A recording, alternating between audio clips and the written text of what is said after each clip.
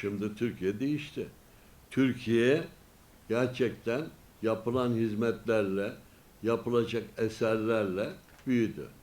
O zaman Cumhurbaşkanı dedi ki ben de sana bir arsa vereyim. Oraya sana yakışır bir tesis yap.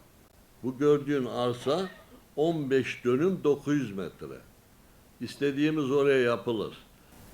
Şimdi biz bunları sizlere gösterirken efendim biz bu eserleri mimarisini Selçuklu mimarisi mi olsun, efendim modern tasarım mı olsun, efendim işte şöyle mi olsun, böyle mi olsun, çok katlı mı olsun, az katlı mı olsun, her birinde benim idealim 82 birlik başkanı geldiği zaman eşiyle, çocuğuyla, anahtarıyla bir odayı açacak.